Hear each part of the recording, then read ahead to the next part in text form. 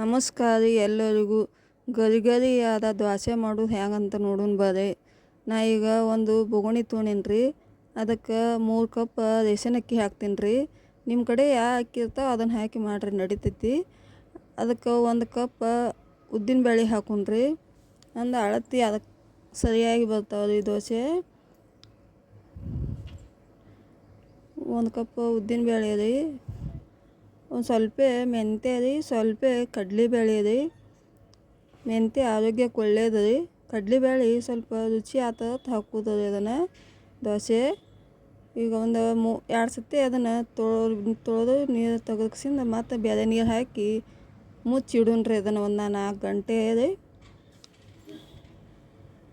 4 ಗಂಟೆ ಮುಚ್ಚಿಟ್ರಿ ಮತ್ತು ತೆಗೆದು ನೀರು ಬಸದ ರೀ ಅದನ್ನು ಮಿಕ್ಸರ್ಗೆ ಹಾಕೋಣ ರೀ. ಈಗ ನೀವು ನಮ್ಮ ವಿಡಿಯೋ ನೋಡಾಕತ್ತಿದ್ದಂದ ಕೊನೆ ತನಕನೂ ನೋಡಿರಿ.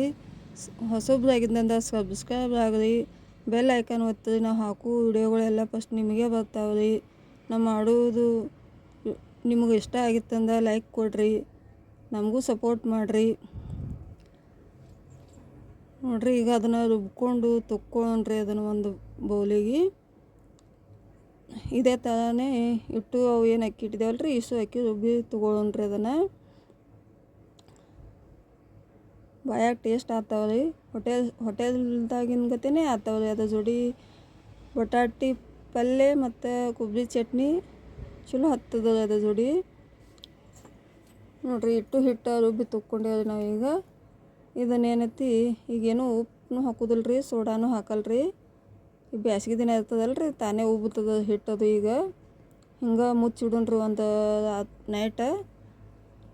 ಮುಚ್ಚಿಟ್ಟು ಮುಂಜಾನೆ ಎದ್ದು ನೋಡಿರಿ ಅದನ್ನೆಲ್ಲ ತೆಗೆದು ಸ್ವಲ್ಪ ಚಮಚ ತೊಗೊಂಡು ಹಿಂಗೆಲ್ಲ ಕೈಯಾಡ್ಸೋಣ್ರಿ. ಅದನ್ನಿಷ್ಟು ತಿರುವಾಡಿ ತೊಗೊಂಡೇವಂದ್ರೆ ನೋಡಿರಿ ಎಷ್ಟು ಚೆಂದ ಆಗೈತೆ ಸ್ಮೂತಾಗಿ ಹಿಟ್ಟು.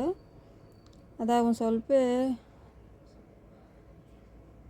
ಉಪ್ಪು ಹಾಕೊಂಡ್ರಿ, ಅದಕ್ಕೆ ರುಚಿ ತಕ್ಕಷ್ಟು.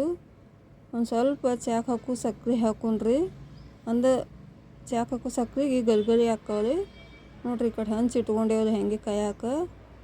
ಈಗ ಹಾಗೆ ಹಿಟ್ಟು ಹಾಕಿ ದೋಸೆ ಮಾಡೇ ಬಿಡೋಣ್ರಿ. ನೋಡಿರಿ ಎಷ್ಟು ಚಲೋ ಆಗ್ತದೆ ದೋಸೆ. ಈಗ ಒಂದೇ ನಿಮಿಷ ರೀ ಎದ್ದೇ ಬಿಡ್ತಾವೆ ನೋಡಿರಿ ಅವು ಸೈಡೆಲ್ಲ ತಾನಕ್ಕೆ ತಾನೇ. ಟೇಸ್ಟ್ ಆಗ್ತಾವೆ ರೀ ನೋಡಿರಿ. ಹಂಗೆ ಎದ್ದೈತಿ. ಈಗ ಅದನ್ನು ಸ್ವಲ್ಪ ಇದು ಮಾಡಿದರೆ ಸಾಕು, ಕಡೆಗೆ ಆಗಿಬಿಡ್ತದೆ ದೋಸೆ. ಮಡಚಿ ತಗೊಂಡ್ಬಿಡೋಣ್ರಿ ಅದನ್ನು. ಥ್ಯಾಂಕ್ ಯು ನಮ್ಮ ವಿಡಿಯೋ ನೋಡಿದ್ದಕ್ಕೆ.